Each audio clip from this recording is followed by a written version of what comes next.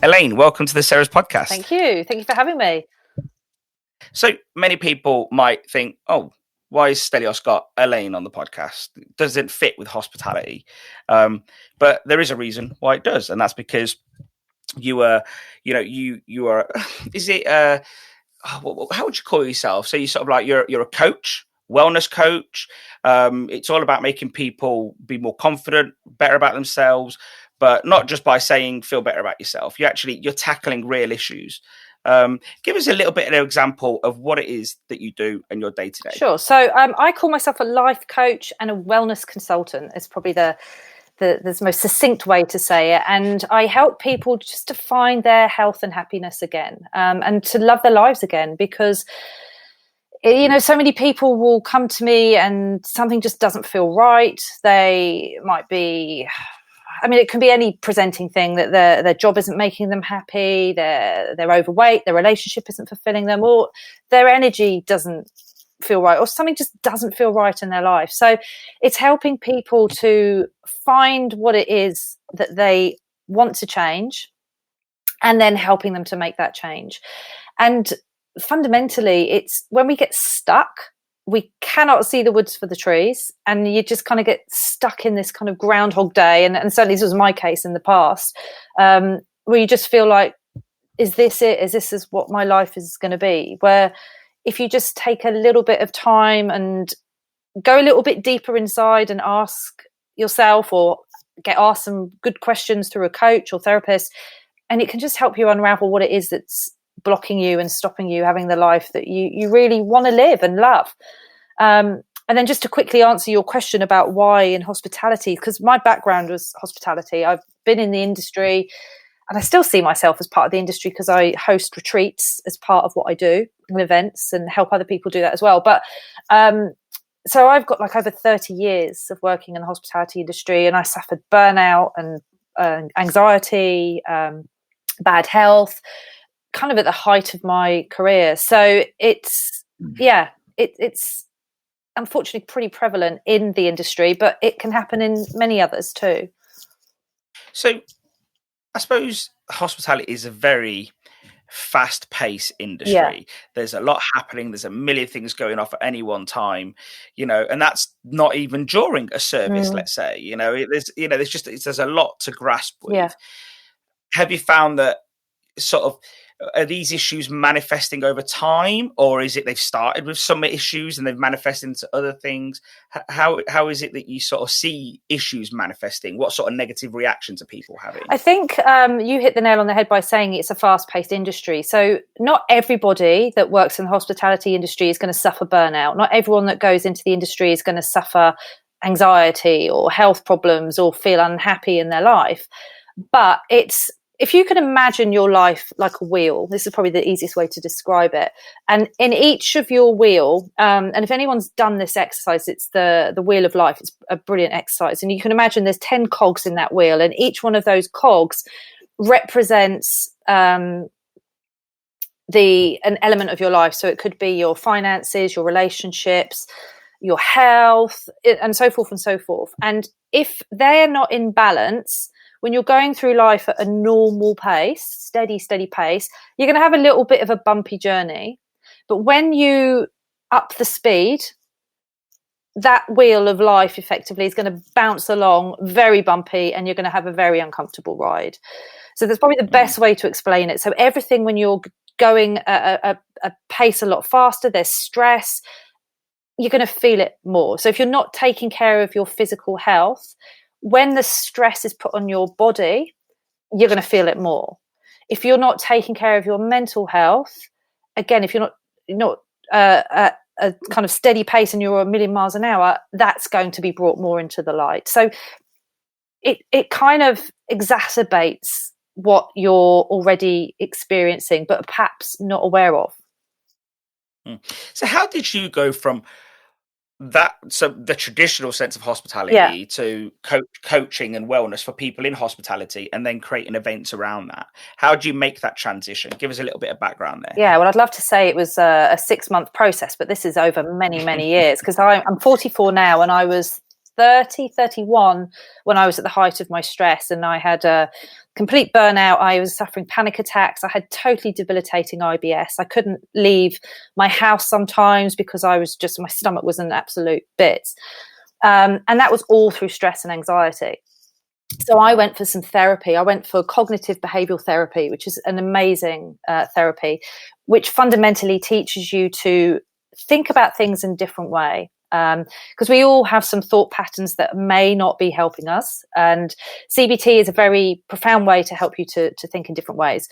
So that was well over 10 years ago, and following on from that, within 10 weeks I had no more anxiety, I had no more IBS, and I had no more panic attacks, and haven't had since that day. But I have also built upon what I learned from CBT and added lots and lots of layers to my well-being to enable me to feel a lot better. And then I think for me, I was starting to realize, as much as I love hospitality, the way that I was working wasn't working for me. And I wanted to start to share with other people what I had learned, and what had helped me heal my life. Because the more I spoke about what I'd experienced, other people were like, well, actually, I feel like that. So yeah, I did the last role I did in hospitality officially, you should say, is I worked at the European Games in Azerbaijan. And when I came back in 2015, I came back and I then set about retraining in every modality that I felt could help people to change their life in the way that it changed mine. So I retrained as a yoga teacher, as a personal trainer, as a life coach, and many, many other things. And I'm still learning and training today. I'm studying currently to do CBT and add that into what I'm doing.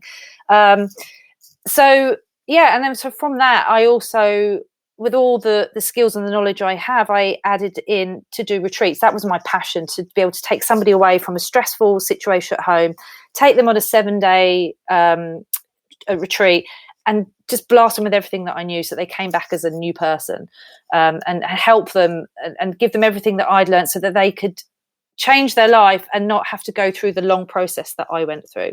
That's fundamentally why I started my business and why I do my business today. Like, I'm on a mission to help people realize that you don't have to feel crap. Yeah. I can see how taking someone away from that stressful environment for 7 days. I saw a video of a lady on the beach on your website, and she spoke about how she got away, and she was quite emotional. Oh, it makes me every time, yeah. Yeah, and how is it? How are the people when they come back to the daily grind? Mm-hmm. Do they still need a bit of coaching? And obviously, it doesn't just end in, let's say, if it was the Bahamas, let's say, it doesn't end there. There's still some more to do when you get back, I take it. Well, we're all continuously learning and growing and developing. Like, you don't just get to a point and go, I'm fixed, like I'm still working on myself every day. And I've been working with coaches for years and my own personal development. But I think the fundamental thing that I really like to do as part of my business is empowering people to find their own way, because it's not about telling somebody, eat this, move like this, think like that, because that's me then telling you how to do it that's worked for me. I can use my tools to help you find the way that works for you. So that lady you're talking about on my webpage, she's amazing. And it was, 18 months ago when we did that retreat in Mauritius. And she's still absolutely flying high. But it's because she's learned the things to do to make herself feel better. She hasn't just followed one thing and done that, and then, of course, life gets in the way. It's changing your mindset and creating those habits that are right for you. It's like your own blueprint, if you like. To some degree, some people will say, fake it until you make it. And I guess that's a very short-term solution.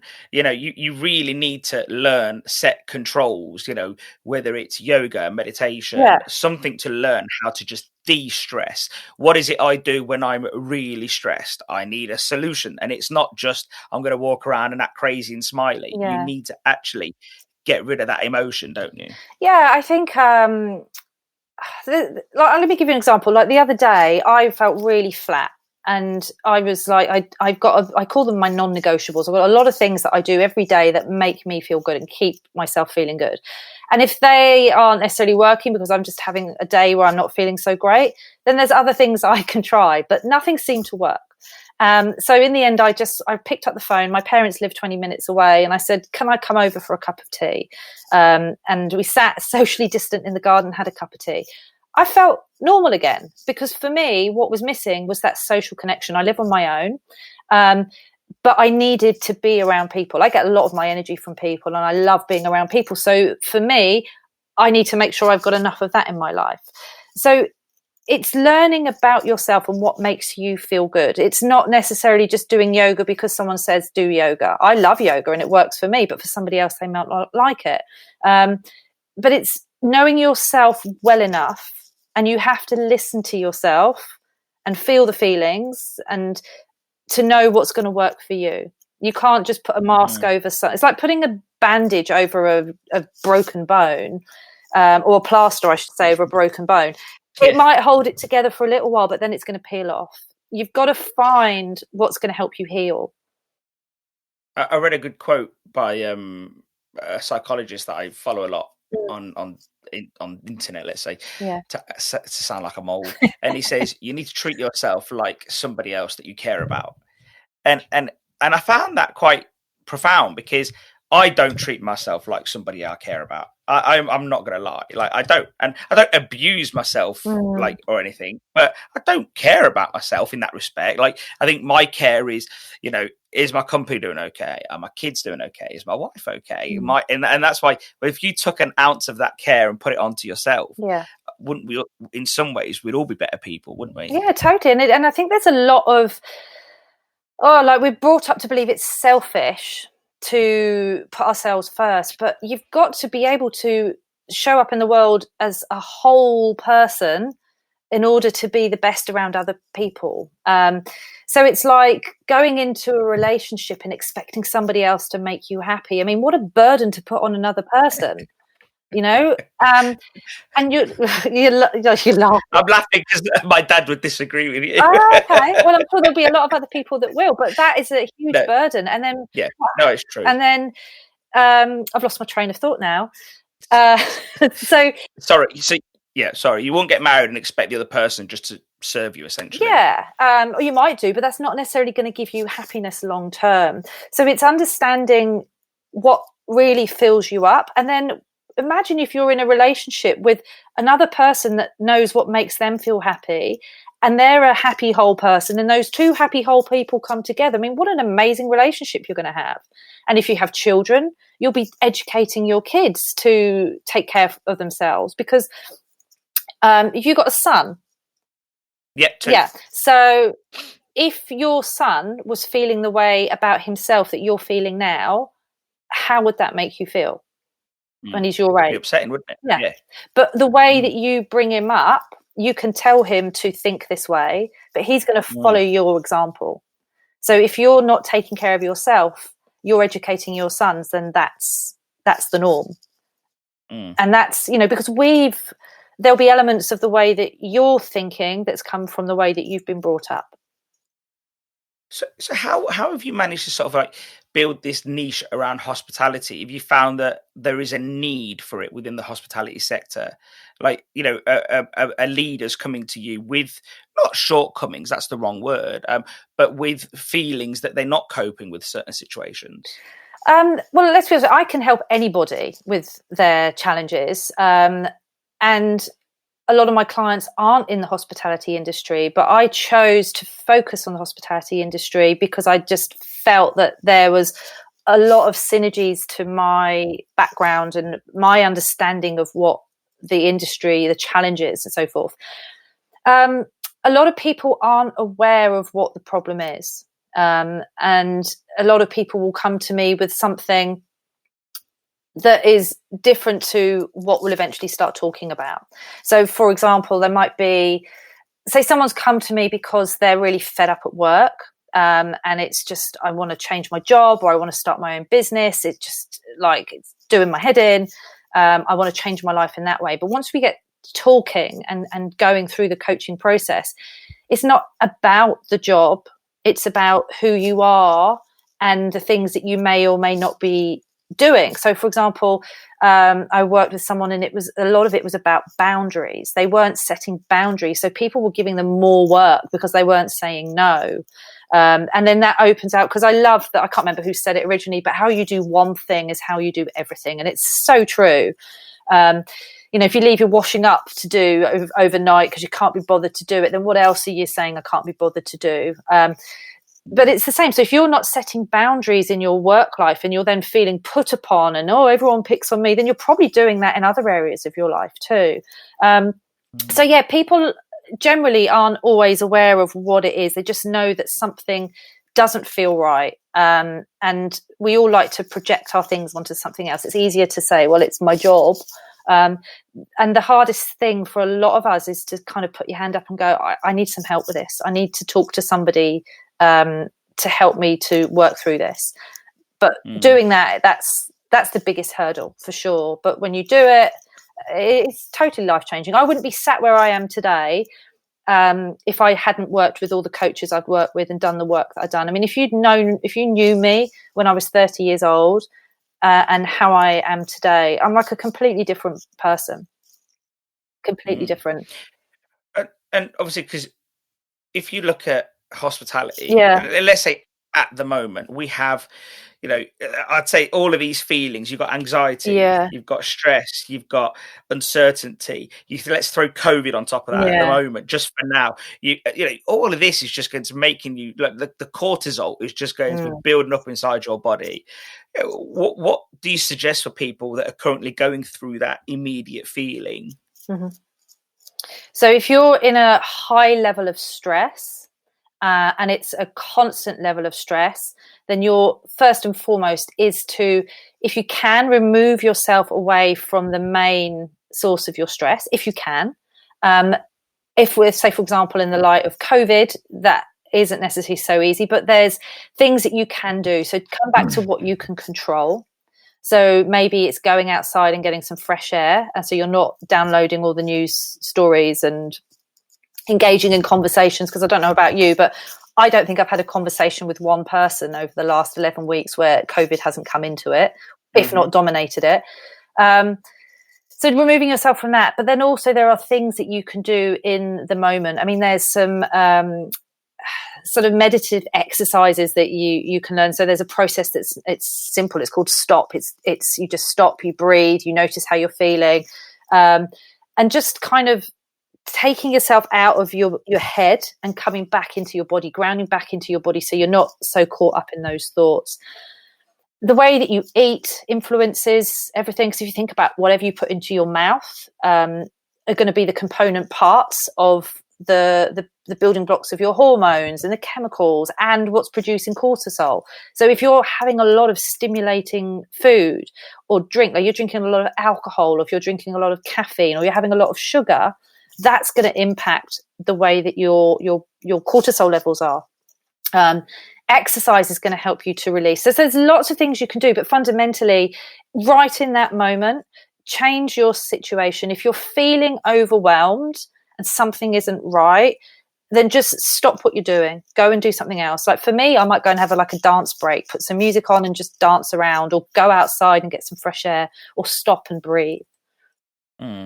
I think that's important, especially, providing, you're not in the middle of a shift. You can probably just say, I'm just going to, or even then you can say, I'm just going to go take a moment. I need a bit of fresh air. Oh my God, sorry to interrupt. I used to, and I can, when I was stressed, it used to feel like my blood was rising up my body, going into my head, like my head was going to explode. And when I used to feel like that, I just have to take myself off to the toilet, sit in the cubicle, shut the door, and just breathe for a few minutes. And no one needs to know that you're going to do that, but you're just taking some space away from that stress. And Yeah, and you've got to take care of yourself, and then when you're feeling a little bit more grounded, you can come back and deal with whatever it is. And I suppose to many people, doing what you just said, there could be a stigma attached to that. If we're speaking honestly, if you said to someone, I just had to go have a minute, but no one would think twice about saying, or no one would think twice about knocking that if you was going for a cigarette for a few minutes just to have, and I feel that if you said, I just need a moment, I'm going to go get some fresh air, someone might say, oh, yeah, what's up with her? What's up with him? Whereas if you said, I'm just going for a cigarette break for a minute, which is a toxic substance, most people are just be like, oh, all right, see you in a minute. Yeah. So, and essentially, you're probably both doing the same thing. You've had to get out of that situation to just take a moment, to take stock of what's going on. And I can see that, if you're a smoker, I see it in my dad, he's a big smoker. And, when the minute he's stressed, he'll light a cigarette and just walk around the garden, But what he's doing is taking a moment to just sort of think about his options and to take, whereas if you're doing that without the cigarette, some people will probably think they're crazy. What they're doing walking around the garden like that for? But think about when you are I used to smoke years ago, and when you're smoking, you're breathing slowly. It sounds disgusting to say this now, but you're really slowly inhaling that smoke and feel it. I used to love smoking and feeling that in my lungs, which sounds disgusting to say it, but that's almost a meditative process, as you say, with a toxic substance. But if you are worried about what people are going to say, you don't have to say, I'm taking a moment. You could just say, I'm going to the toilet. Nobody needs to know. I certainly didn't tell people I was having an overwhelming moment and I'm going to the loo. I'm sure they may have seen it in my face, because I don't know how good a job I did of hiding how I was feeling those days.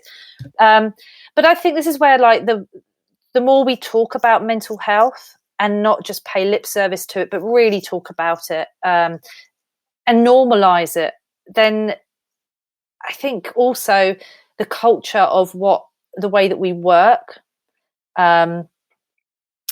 needs to change massively, so that we're not feeling the stress in the way that we are currently. How do you so you say understand mental health and not just pay lip service to it? How do you balance that without also pandering to it and then overreacting or making people feel uncomfortable at work? Because you can obviously go the other way, and then also that leaves a bit of room for, not all, but obviously a few bad eggs to sort of exploit that situation as well. Like, how do you do this very carefully? I think for me, mental health, physical health, every element of health is holistic. You can't just have one element and not the other. So you could have an Olympic athlete that suffers with depression if they're not looking at their mindset in the right way.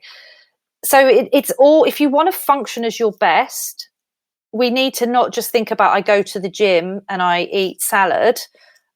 I also am looking at the way that I think, and I'm also taking care of my mind. But it's about empowering people that it's their responsibility. It's not someone else's responsibility to make you feel good. But I think we need an open forum where people can talk about it. So you came into work today and after you'd been off because you'd had a cold, you could also, it's not so much of a stigma to say, well, the depression that I was suffering was bad and I had to take time off. It's understanding that, and understanding, not pandering to it, but also you're being able to take responsibility for it. So for example, if you play the victim, you're not going to be helping your mental and physical well-being. If you're suffering with depression and you're then doing nothing about it, that is, this is where we can support each other by kind of saying, well, if someone wanted some advice, you can say to them and have that understanding, well, it's not necessarily just feeling bad. Have you eaten this? Have you moved like this? Have you done X, Y, Z? So you have got a better understanding of it. But I totally get what you're saying, and you don't want to be putting somebody in the corner or making even them feel like the victim. Well, they've got depression, so therefore let's not ask them to do any work today, and excluding them from that. I know it's probably more of a HR issue, but how do you have how do you see how a staff member's doing? If they say I've got a mental health problem, and I'm saying it like that because I don't want to choose one of them. Yeah. But if they say I have a mental health problem, you discuss it. Then how do you touch base after that? Do you say, well, are you getting help? But if they say no, but they keep having issues at work, how does that play out? Because I would see that many employers would be very, very scared at tackling that issue because of the surrounding fear around mental health. What would you say to that? Well, I think, like, say, for example, you had somebody with a physical illness, not a mental illness, but they came to you and they said, I wanted to work. Or someone who was pregnant, for example. You make adaptations to the way that they work to keep them safe.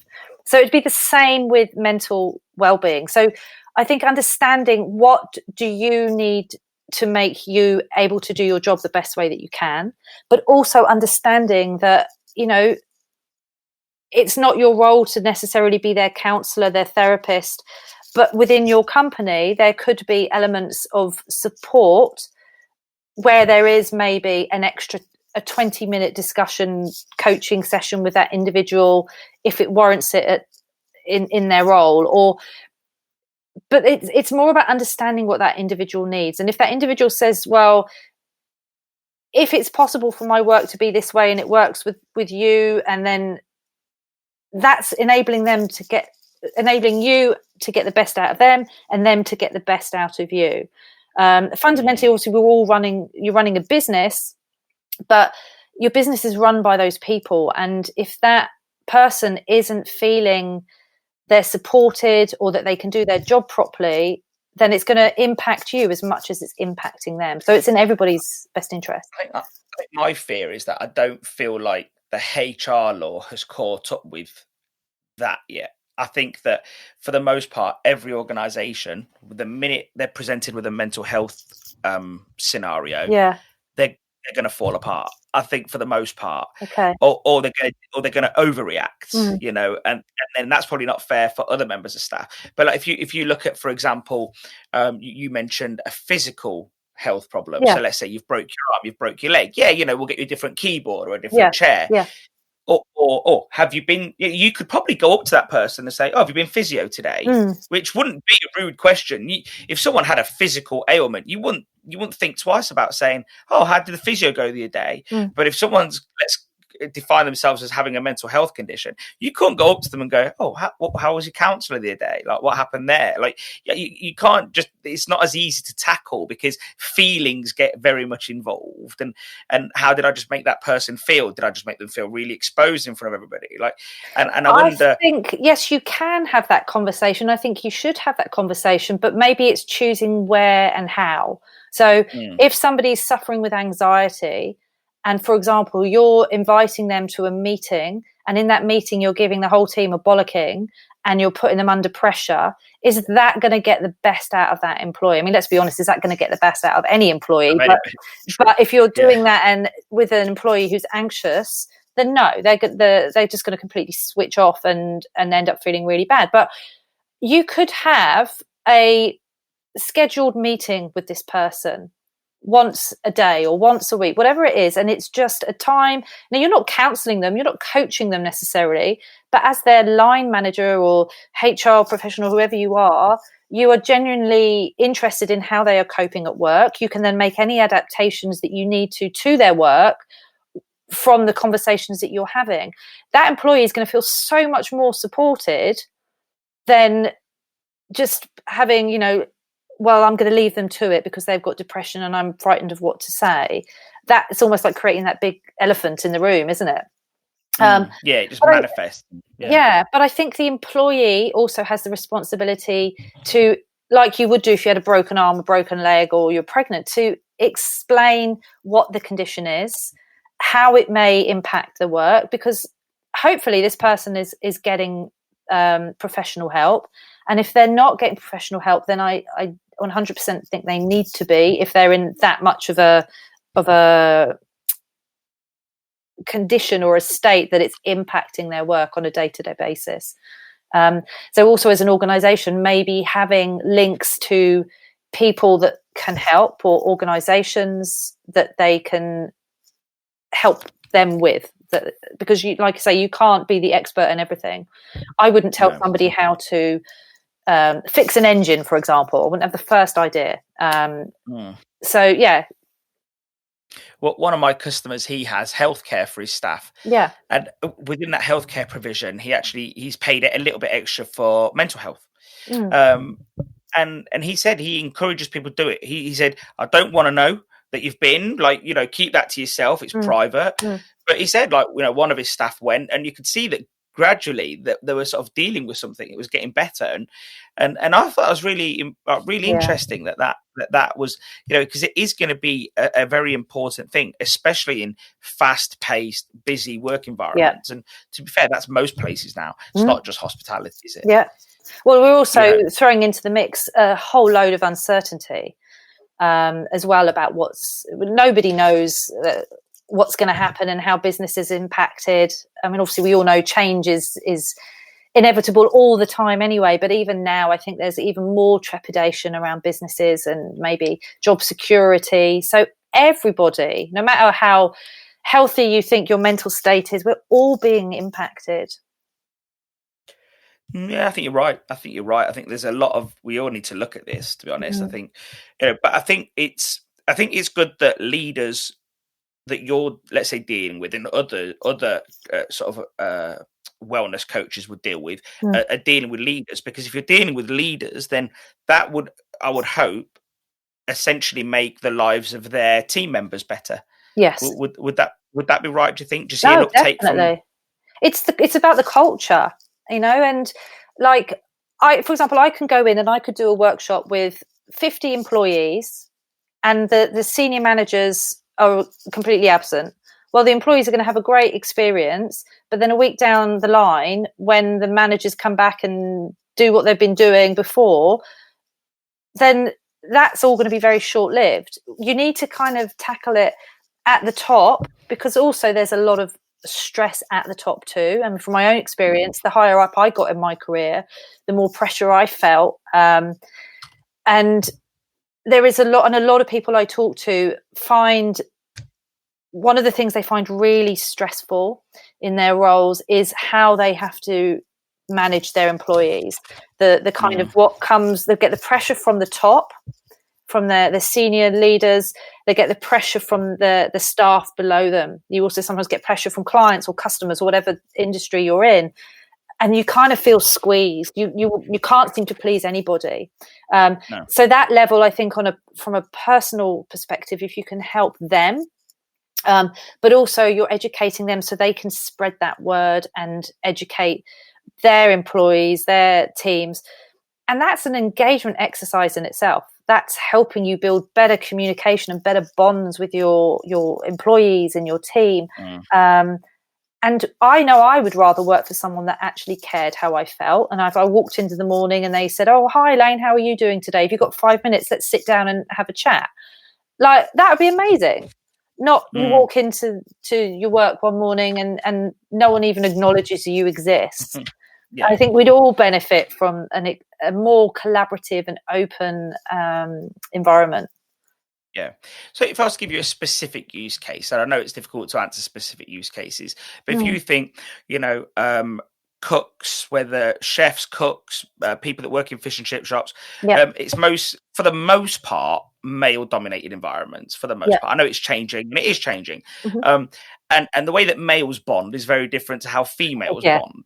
Yeah. And we all know that. And, you know, I think, looking back in the years when I used to work in my dad's businesses, the stuff that I did then, I'd probably be doing time for now, like, you know, pranks and jokes and messing around. We haze each other. Men haze each other. You know, there's a lot of banter in kitchens. That is now classed as bullying, essentially, you know, and you could argue in some parts it's gone too far. How do you motivate a team? How do you create this camaraderie without all of those, I know sometimes negative aspects, but they're positive too, that, you know, it is all teamwork in some ways, you know, even if it is pranks, because everyone's doing it together. I remember I did much to my chagrin, I did work experience at mechanics, and it was all hazing. You know, they told me go to the parts department and ask for a long wait. All of these things now would I've done, and all of these things now, they'd all be classed as bullying. So how would you replace all of that in today's environment? I think you need to make your boundaries clear, personally and professionally. And as a manager or an owner of a business, you need to make it very clear of what you will accept and you won't accept within your team, and what happens. And then also you're creating and developing a open environment between everybody, and allowing people to have opinions and bringing people together. When you separate teams, like years and years ago, I worked in a contract where it was very them and us between the kitchen and front of house staff and the managers, and everyone sat at separate tables at lunch, and I only spoke to this person. But it's bringing people together and making them have like an understanding of what the other person does and just like, say in your family, you know, like say you've got a family, like you might not all like each other at Christmas, but you're going to do the best that you can to all get on with each other, and you're going to set the boundaries. This is what we're doing today. That doesn't always work like that, but you've got to explain what is expected and how people can interrelate. And therefore, if someone goes over and does something that they shouldn't be doing, that steps over that boundary, then you manage that. But they understand what is expected of them. Unless you tell people what is acceptable, nobody knows. It's true. I suppose I'm in a lot of sort of hospitality groups, and one of the things I see all the time is, and it's probably a very regular comment, young people today are thick. Young people don't know what they're doing. Oh, they're all useless. And you see this constant thing. And I wonder, is that a manifestation of the youth today, or is it the fact that they're green and they've not been taught anything? Is it that employer's job to take them under their wing and say, look, here's what I expect of you. You need to do X, Y, Z. If you do these things, you will get an increase, or you'll get more promotion, or whatever, so on. But you can't just expect them to walk in and be like, oh, why don't they know everything? Yeah, I think that's... I think we've got to remember what a manager is. The role of a manager is a coach. It's to, you're not there to do anything other than to manage people, to get them to do the job that they're there to do. And that includes training and nurturing and supporting, and making sure that they're looked after. Like with your kids, like, are you just going to expect your child to know how to read a book? Here you go, read that book. Well, unless you teach them how to read, how are they going to do that? And I know it's tiring. If there's a massive turnover, as we know, within the industry, which I'm sure we could talk about the reasons why that is as well. But you may have taught somebody how to do that job 20,000 times in the last 10 years, but this is the first time this person's hearing it from you. And if you do your job and you do it properly and you really explain and you take the time and you nurture that person, you make them feel part of something, they're going to be more likely to do a better job for you. You're not going to have to keep recruiting different people. They're going to be loyal, and also give them the opportunity to develop and grow and progress. But the other thing is, we don't necessarily know what people want. So when you're interviewing people, are you actually understanding the person that you have in front of you, or are you just so desperate to fill a space you're bringing in anybody and everybody? Whereas if you spoke to somebody that's really keen to develop and have a career in the industry, I mean, what an amazing opportunity to help somebody on that path that's young. And of course they don't know what they're doing. They're new. This is new. So yeah, I think the interesting thing there is what you just said is that about the training. Like, over the years, we took on a lot of people from like your McDonald's and everything. And my niece now works at McDonald's, and she says that there is just someone constantly training you to do something. She goes, it might seem boring or whatever, but it sort of, when you take someone from McDonald's afterwards, let's say they've been there since 15 and you get them at 18, they've just got this great work ethic. They understand how to learn. And I wonder if the likes of McDonald's, as much as we all sort of like point the finger at them, have they figured out how to actually train people for gainful employment? Because I think when they come out of college, sometimes some people aren't ready for gainful employment. I think, whereas this is like, they're ready, they know what they're doing. And it might have been that they only did one job initially. Let's say it was filling up drinks or making a burger. Yeah. But it's almost like after that, they're ready to go on and learn and be part of another team. Yeah. And I wonder if that is, like you say, it's the manager's job. It's their job to get people to do the best.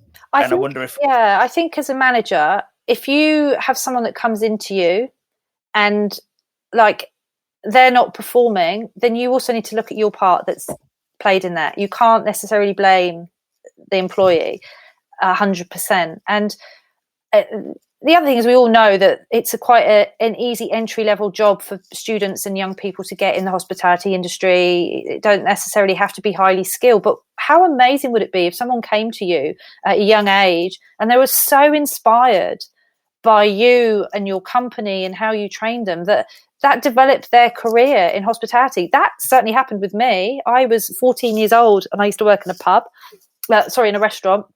And then later worked in a pub. I worked in a restaurant and I started washing up. And the chef at the time, because I was fascinated, I always loved cooking. And he said, well, you're always watching what I'm doing, Elaine. Why don't you come and learn what I'm doing? So within like a year or 2 years, I was then working in the kitchen. And at 16, I would do the breakfast service on my own. But if it wasn't for him, I would have probably done 6 months of washing dishes in this restaurant and then maybe looked for something else. But he really inspired me, and he took the time to train and listen to me. Yeah, so we can make a massive difference with that. So again, like, using that exact scenario, is that instead of that person saying, oh, this person don't care, they're crap, blah, blah, really what he should be doing, or she should be doing, is taking them under their wing, training them, having a plan put together, and then turning it around, and hopefully maybe, like you say, inspiring them to consider that job as a career. Yeah, definitely. And if they don't do the work and you're having honest conversations with each other, then they may not be the right fit, and that's fine. Then you do something about that. But you can't just expect someone to walk in and know what you know. Yeah. No, but it's impossible, isn't it? Yeah. Like you say, you wouldn't expect your kid to just read a book. Yeah, exactly. Right. But so how do you think, you mentioned something like when you're interviewing someone, are you checking to see if they're a good fit? How would you go about that, do you think? How would an employer, what should they be looking for? What should they be asking? Oh, well, I'm no expert in interviewing and recruitment. It's not my expertise. I mean, I've done a lot of it in the past, but I think with my coaching head on, I would want to understand the person that's sat in front of me and kind of throw away the regulated questions. And as a coach, what I find is a conversation is not about the words. It's about, when you're talking to somebody, you're watching the tells as you're talking. You can see if the person is nervous. You can see if the person didn't like that question, or that person's hit on a truth, or if that person's bullshitting you as well. You can see that. But fundamentally, you're wanting, like, and if I've got people that work in my business, you want to make sure that they're the right fit. You've got matching values. So if, like, one of my values is kindness, massive value of kindness. And if somebody doesn't have that same value, I wouldn't want to employ them, because we're just not going to get on. It's not going to be good for them, and it's not going to be good for me. So knowing who you want to recruit and employ, what type of person that would be and their values, and ask questions that, have a conversation that gets you to know that person. I'm going to use you as an example because you were brilliant with this. We had a conversation before we've done the podcast, and we were on the phone for over an hour, weren't we? We were just chatting. Yeah, and it's natural, and it just flows, and they're the best conversations. So why do we have to make interviewing so formal and stuffy, and what are your weaknesses? And I think that's all because of the CV. I hate CVs. Okay. And I think everyone's, we've took on this Americanism. Where's your CV? Let's, what are you good at? What's your 5-year plan? What's your 10-year plan? I don't know. Barely made it here. And I think, when I've employed people in the past, I very rarely look at the CV. I want to know about them. And I think I want to know what makes them tick, what motivates them, and I think without that, what's the point? A friend of mine, he does a Myers-Briggs personality test. And he does that before he employs them, and that's how he's trying to figure out if they're a good fit. And I get that's probably all right with adults, but if you're doing it with like 16 and 17-year-olds, I think you're probably going to lose some good candidates, in my view, because they're not formed, I don't think, whereas an adult is probably a bit more formed in that respect. And I wouldn't necessarily do something like Myers-Briggs. I use DISC profiling in my coaching. Every person I coach, I do DISC, and I love DISC because it's simple and it's simplistic. Yeah. I wouldn't necessarily run that if I was recruiting on somebody that I've never met before. But if you are, so for example, for me, because I'm a trained DISC practitioner, I'm never 100% right, but I can take an informed guess of the personality types that are sat in front of me or I'm talking to by what they're saying. So if you had some form of training around that as a recruiter and you're able to understand the personality types, you would understand whether that person again would probably be quite a good fit. And I suppose if you're recruiting at a higher level, then yes, you might want to do psychometric testing, but entry level, no. But it doesn't hurt to have an understanding of it. I suppose as long as you don't, again, from a HR point of view, you've probably got to be careful, because you couldn't not employ somebody, I guess, because of the result on that. It'd have to be as part of lots of other things. I just wonder where it could get quite sticky. But let me, to be honest, let's take, for example, I'm going to use this DISC as an example. There are 4 different personality types, and one of the personality types is compliance. And a person who's high in compliance is somebody that loves the detail, absolutely loves the detail, motivated by detail. If an example of someone that was doing a presentation that was high in compliance, they would probably, in a 20-minute presentation, have like 40 slides, and there'd be lines and lines and lines and lines of facts and data. Okay. That kind of person would probably not be attracted to a job that is standing on stage and singing. That really wouldn't. Not creative. No. Yeah. So it's unlikely that person would go for that, because they'd know, well, I don't really enjoy that. But you also wouldn't employ someone to be your entertainer that was sitting there talking to you about the detail. Do those people that like detail that much exist anymore? I don't feel like we live. I don't feel like in today's world that person exists. I think they do, and they're in hiding. No, I don't. No, but then you tend to see the people that are, the people that like to be seen. Those are the ones that are loud and out on the internet. But we're all a mix of all of these personality types. It's not like you're this and then you don't do that. And of course, we can learn to be more this and more that because of you don't have to. Your personality trait isn't it doesn't define you forever. You can change those things. Like you can, but I think what you have to remember is fundamentally you do have a personality type, and if you don't live your life congruent with that type, it's going to be uncomfortable. I suppose if you're trying to constantly break away from that. So if I'm like, if I did the Myers-Briggs personality test, and I'm an ENTP, you can't ever break out of that. You're saying? I mean, at Myers-Briggs, I can't comment on. But in DISC, for example, I could. So, for example, Stelios, say you are a high compliant person, and from what I'm talking to you about, I think compliance is relatively high in your personality.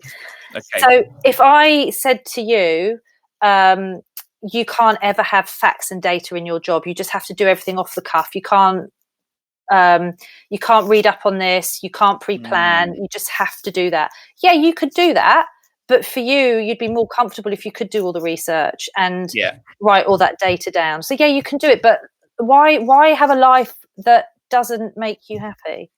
Why would you fit yourself into a mold that doesn't agree with who you really are? And that comes back to what we were saying at the beginning. The more you know about yourself, the more you can create a life create relationships, habits that fit in with who you are and what you love to do. Yeah. And you're only going to find that out if you listen to yourself. Yeah, that's a fair point. So one thing that sort of we discussed earlier a little bit, and we're not going to get into specifics because we can really get drawn into this, and it's everything going on in the outside world. How does that impact workplaces? And if you're working in a busy kitchen, there's a lot of banter, laughing and joking. Someone throws a joke off about BLM or Boris Johnson or Trump or whatever. You've got a choice. You can either just have a laugh and joke, not get offended by it, or you can really get offended by it. And I'm sure there's lots of other feelings in between those zones.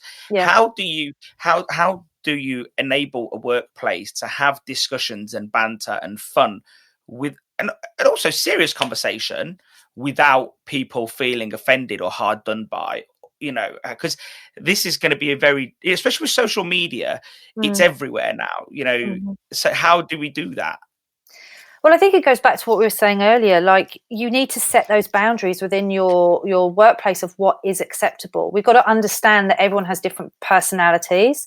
Everyone has different opinions. And of course, you always have the final choice as an individual, whether you allow something in to offend you or you can just let that go. But ultimately, I think as an employer or as a business owner, you do need to set those boundaries and say to the team, look, have fun, whatever, but we've got to remember everybody is different. Everyone has opinions, and what you may say in jest may be incredibly offensive to somebody else. And that doesn't mean that you stop having fun, but there are a million ways that you can have fun, and shouting out about your opinion about something or making a joke about something political isn't necessarily everybody's idea of fun. And at the moment, people are incredibly sensitive. I mean, we all are feeling it. Like, I've got friends that have posted things on Facebook, and I just think, oh my gosh, I didn't realize you felt that way. It's really interesting. One of my coach friends commented the other day that one of her friends, they're no longer friends after 20 years because of things that they've been saying. And of course, we are all entitled to our opinions, but we mustn't. We've got to think about each other. As a team, you have a responsibility. It's like in your family. You have to watch what you're saying. You wouldn't sit in front of your kids and say something really shocking and like offensive because you don't want to hurt them. We have to think like that about our colleagues and our teams too. So, because I think a lot of people would oversimplify it to the point of, well, he shouldn't have said it and he shouldn't have got offended. But there's actually a whole array of thoughts that should happen in between those things. Like, is this really the place I should be talking about this? Yeah. Aren't there other jokes I could be talking about? Exactly. Or other, but I suppose it is going to be a thing. I think already, I know complaints in workplaces are on the rise because someone said something and they go straight to HR. And I think, and in smaller workplaces, well, I sent you a screenshot the other day, didn't I? And when we were we had a chat afterwards, and there's a chap in Scotland who had a conversation with a member of staff. Who knows the feelings? And all we know is that she felt really offended by what he said. She handed in a notice. 800,000 likes later, 60,000 retweets, and you think, wow, that is just, when really, I'm guessing if she was so offended, I'm guessing she would have said, I don't know the guy's name, but she would have said, look, boss, like, can we not talk about this now? Or, and if he carried on, obviously, then he's in the wrong. But we don't know the ins and outs. But this is going to be a regular thing because, and just saying to people, don't talk about what happens outside of work. You can't. We're not robots. No. But this is where we all need to be bigger people, and we want to get on with each other. We all fundamentally want to be loved and liked. So when you're feeling the moment that you want to say something that is potentially offensive, just ask yourself, what is the benefit of me doing this? Is this going to help me? Is this going to hinder me? It'd be quite interesting to understand what goes on in your mind before something comes out like that. Maybe it's just for like an attention thing. I don't know. And I'm sure there's many offensive things that have come out in my mouth over the years. I'm far from perfect, but I try and think what I'm saying before I say it these days. And, you know, like if you're working with a team of people, are there other ways that you can have fun doing what you're doing that doesn't involve bringing in politics? You know, you can kind of agree to disagree on something and say, well, let's not talk about it here because we'll all end up getting offended because we all have different opinions. Let's agree to disagree. That's an adult way to deal with it. Yeah, I think you're right.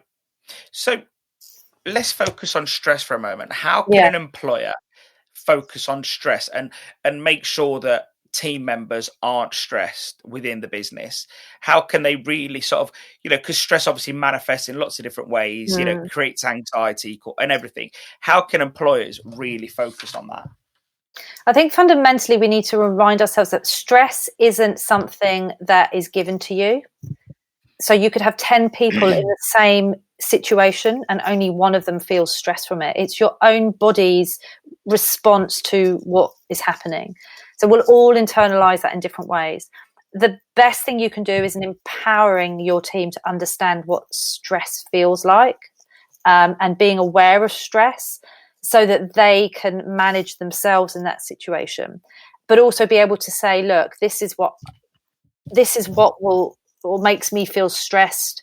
So therefore, can I work in this way? It doesn't mean that you're going to do less work, but if someone just turned up with a big box of files and went, read through this, that would stress me out. But if someone said to me, it'd be great if you could review these and like in 6 weeks, this is done, you're going to be less stressed by it. So we also need to think about how we delegate, how we think, like divvy up the work so that it is even, and it's playing to people's strengths.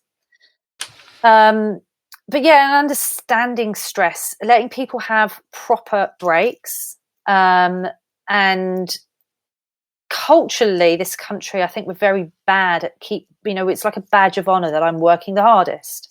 You know, I'd be in the office before 7 a.m. and I'd be the last one to leave because therefore I'm working the hardest. That's a really crappy culture. So we need to help encourage people to be enjoying the working day in a better way. So does your role actually require you to do 8 till 8, or can you do the same amount of work in a shorter amount of time? You're going to get a more productive team. Even like down to commuting. I read a thing the other day about I think it was even government, and there were certain ministers that commuted every day from different parts of the country just to sit in this office.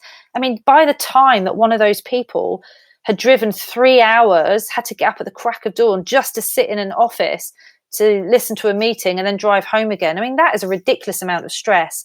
You're not going to get the best out of your employees. So one is, just to kind of simplify, is to empower them to understand what stress is and to know what triggers their stress and what to do when you get it. And the other is to look at the ways that you are asking people to work. What can you do to make it more productive, more motivational? If someone really doesn't like working on their own and then you're putting them into a job where they're on their own, they're going to be really stressed. Yeah. So it's, again, you've got to understand they're people. We're working with people. I think it all goes back to boundaries as well. Like, for example, Aldi, the supermarket, they switch off their email servers at 6 o'clock. Okay. So you don't get emails after 6 o'clock. And I think you just get a response saying this email won't be saved. Send it again in the morning. Yeah. And I think, like, that's impressive. Like, I probably won't go as far as that. What I'd probably do is just say the emails go off, but they'll be in your inbox in the morning. They can be dealt with in the morning. But what they said was that it's actually quite stressful to get in the morning and see a load of emails. In my view, those emails are going to come anyway. So, you know.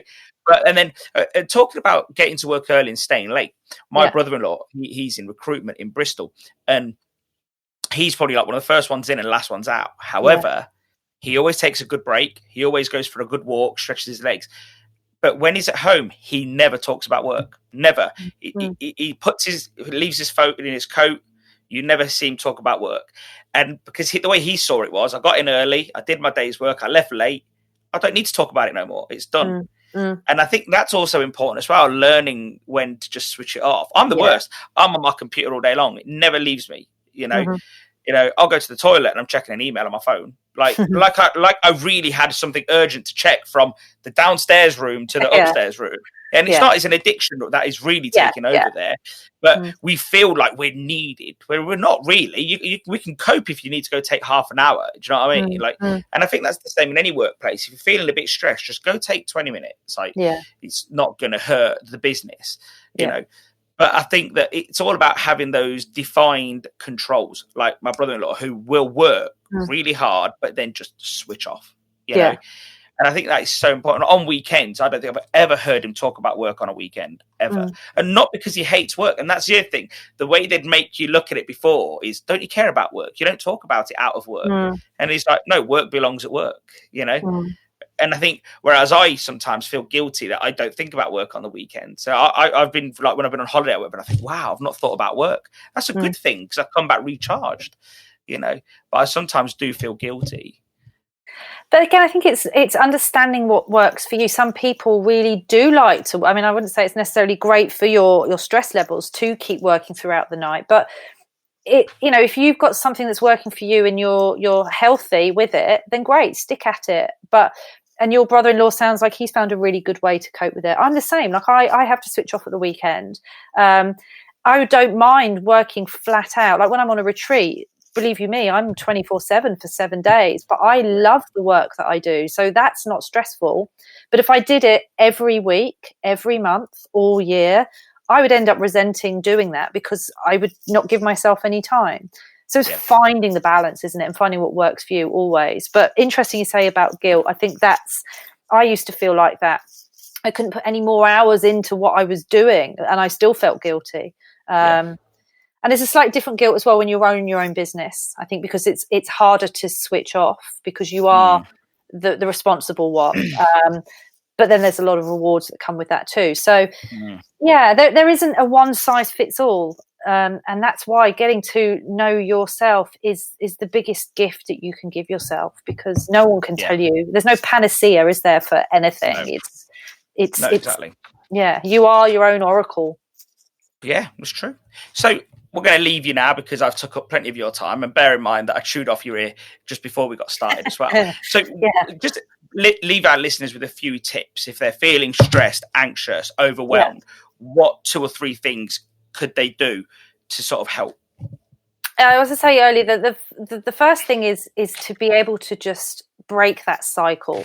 So whatever that is for you, when you're feeling overwhelmed, like, change it up. You can always go back to feeling overwhelmed later and feeling crap, but break that cycle, whether it's just stopping, closing your eyes, taking some deep breaths, go and get a glass of water, have a dance break in your kitchen, go and get some fresh air. You've got to break that cycle because it's just not going to do you any favors. I'm such a massive advocate of body and mind. Like a lot of illnesses, there's an amazing author, she's no longer with us, but Louise Hay wrote the book Heal Your Life, and she talks about how certain illnesses are the metaphysical reaction and response to our thoughts and all sorts of things. So things like you might have a headache because you're stressed. I mean, we know that stress can cause headaches, but it's your thinking effectively that's impacting that. So it's looking at your self as a whole. So it's not just expecting that if I take these breaks or go for these dance breaks or go for walks, that the stress is going to go away. You have to look at your lifestyle. And you don't have to change everything overnight, but are you drinking too much? Do you smoke? Are you having a lot of sugar in your diet? Are you having a lot of caffeine? And just making some little changes is going to massively change the way that you feel. It can't not, because what goes into your body creates what you think. And there's so many things that I could say and share, but I think it's the quick wins. Like, you can really change the way you feel with the food that you put into it very quickly. Exercise also too. So those few things are just changing your immediate mood. Yes. Then looking at your diet over the short term, and obviously try to enable that over the long term. Yes. And then also exercise. Those three things, without obviously jumping into coaching, getting help. That's obviously the next thing. But if you can do those things immediately, that will be a great help. Oh, totally. I mean, so for example, the reason why I was saying about the retreats, but in 7 days, you can totally change your life by what you're putting into your body, by the way that you're thinking, by the way that you're moving, and by the people that you surround yourself with and the environment you're in. So all of those things, you can do that yourself. You can create a different experience by changing your life experience of food, environment, like all of those things. You don't have to go on a tropical retreat. But you are the master of your destiny. If something isn't working in your life, it's not going to change on its own.